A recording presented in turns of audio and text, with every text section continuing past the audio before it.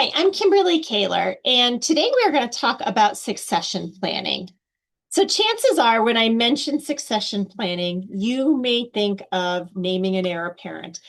When I talk about succession planning, that's typically the conversation where it heads. People want to talk about who they're going to name or how they've been grooming somebody for that particular role. Maybe it's their role.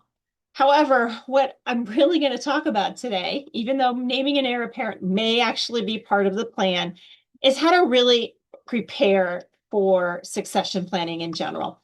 Also, why grooming an heir apparent rarely works. I've been in this industry for 30 years. I've seen many examples of naming an heir apparent, and it can actually be somewhat of a challenge if that heir apparent isn't named too soon.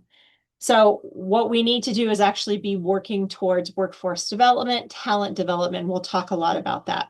So the key benefit of a succession planning is not simply identifying a replacement, but also using the process to review organizational needs and reassess the roles needed to meet those strategic objectives.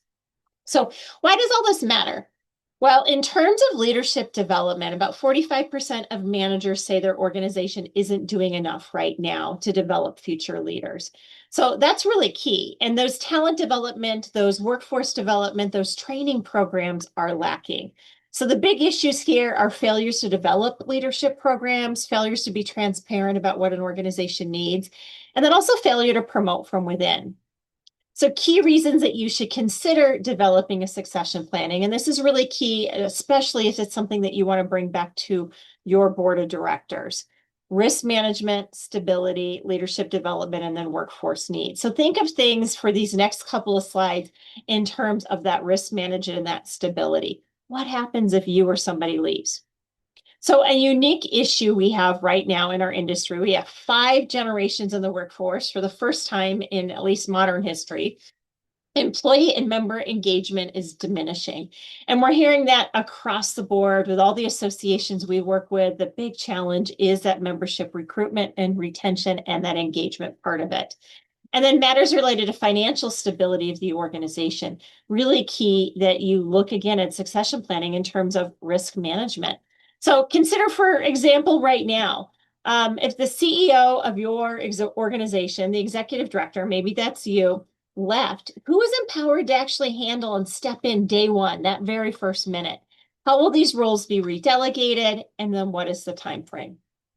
So looking at things in terms of stability. So succession planning provides a sense of stability, especially during the time of a crisis. Can serve as that roadmap. It truly is crisis communications. It's crisis management. It covers that transition period. And as leaders, we have a responsibility to build successful organizations.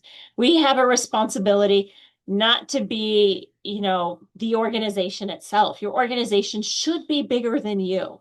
Your name should not be synonymous with the organization. So a successful organization is bigger than those key personalities. And then leadership development is a key component of this too. So talent is a strategic investment. A succession plan, allows you to identify skill gaps as well as future needs.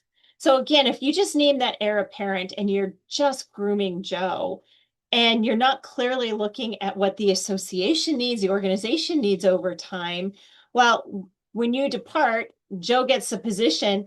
If you haven't really looked and modified what that role is, what that changes need from your industry, they're not going to be a fit. So is succession planning discussed regularly at your organization, at the board level, at the other leadership level? And are you investing in professional development? So talent development is a key component of it too.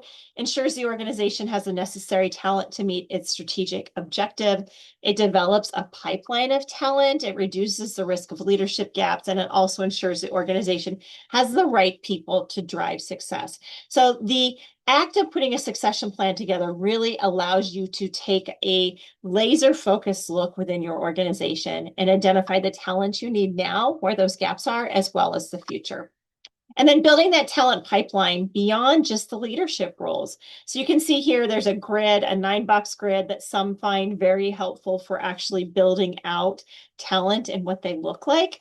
And it's really key to also recognize that younger generations expect that career path. So they, in their meetings with you, in part of reviews and part of asking for feedback, they want to see what their career path is. It's not good enough just to, oh, I'll work here 20 years and I'll move up. What is that path? What does that look like? Succession planning is an essential tool as well for forecasting what your workforce needs are. And this is really key with the trends like the great resignation, silent quitting. Organizations need to be ready to go for every single component, every single function and staff role that you have in your organization. A successful succession plan then doesn't just need a successor. It lists primary skills and traits, detailed job descriptions, details on current processes and procedures, as well as best practices from the communications angle. So are succession plans just for the C-suite? Absolutely not.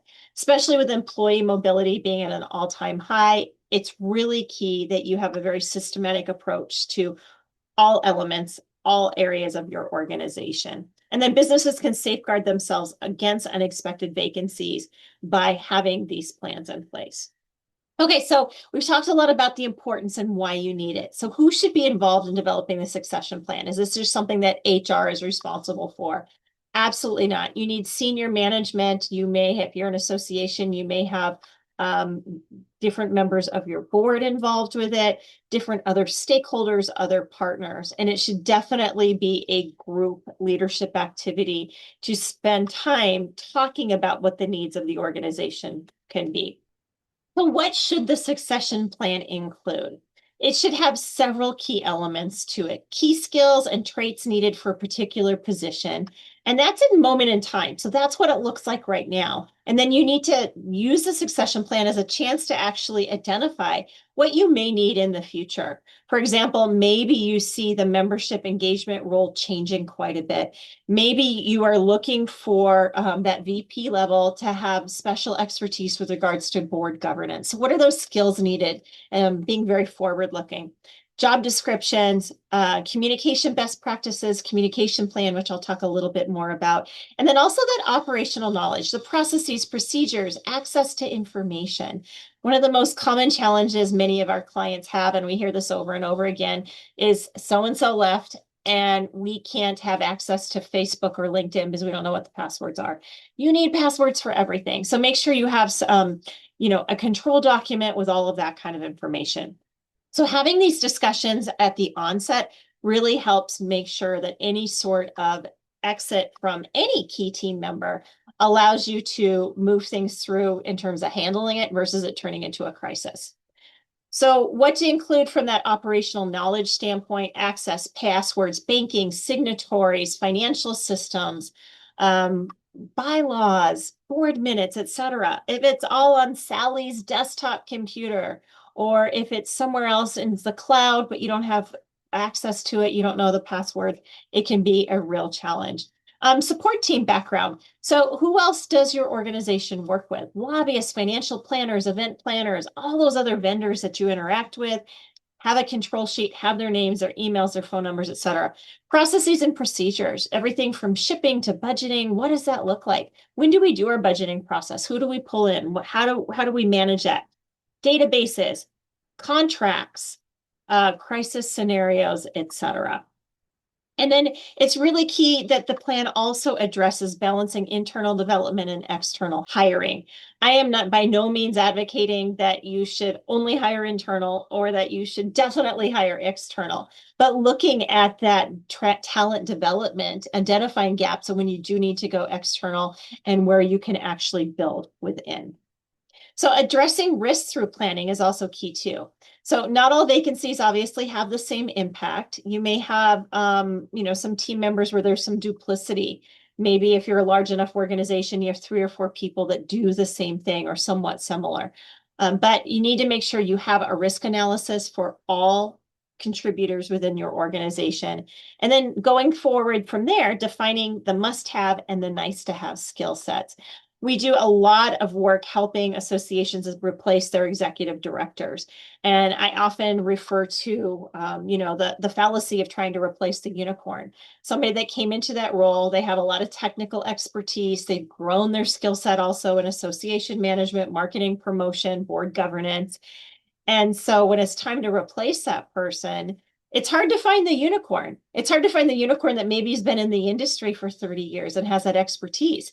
So that gives you an opportunity. And that's why just naming an heir apparent doesn't always work. Take a step back and look and say, okay, what do we really need here?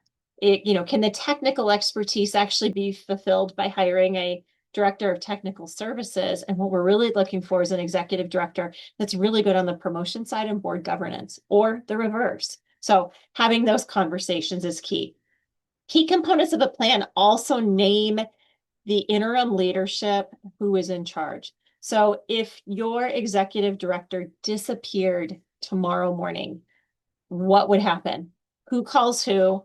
Who's in charge? Is it your board president? Is it the next layer down of staff? Who's in charge of doing what? So having that control document with all of the information as well as communications and timeline. So here's an example of what that may look like here. You can see immediate actions, convening an emergency leadership meeting. That leadership team, board president reaches out to staff ASAP. Appointing an interim leader, notifying key stakeholders, securing operational continuity here, short-term actions in that first week, formalizing an internal leadership plan, communicating proactively, key audiences, for example. You probably have a different email that goes out to your board versus a different email that immediately goes out to your staff. And you may actually have as part of the control document that your board president talks to each staff member individually, et cetera. So that's really key, having all those steps in place. And then communication can make or break it. How many times have you found out about something from a client or from a member that you should have known, from your own where you work? So don't want that scenario to be repeated. So public and internal communication, having as much as you can preloaded. Of course, you're going to have to edit it, but it makes it a lot easier if you can pull something up and that's already started. So sample message draft here, after so many years, president has departed. We're grateful for their efforts during this time of transition. So-and-so is your main contact, et cetera. And then a membership note to the membership as well. We're writing to inform you. So slightly different nuances, slightly different messages, but still consistent messages in terms of what needs to be communicated. And then the next part of that plan, again, is part 5, that whole skills development, job descriptions, talent search, et cetera. So you can see here, the example that I'm showing is actually from the American Concrete Pumping Association and the succession plan that we've put in place for them to make sure that they can navigate a crisis. Okay, so next steps, getting started. Meet with your leadership, your governance about the need for a succession plan. You can start also with creating that control document, the passwords, the key contacts. Obviously, you need to look at it at least once a year, probably more often than that, to make sure that it doesn't need to be updated. Develop that sample messaging, gather the job descriptions. Use this as an opportunity to identify skills development, action plans, talent development. Your team members, especially the younger generations, are going to really appreciate the fact that you've looked at this in terms of how you're growing all players within your organization. And obviously, this is a document that you need to review regularly. So if you have any questions, please reach out to me. Be happy to work with you on it. We've worked with many organizations throughout the industry on putting their succession plans together. So drop me a note. That QR code will take you directly to my email. Thank you much.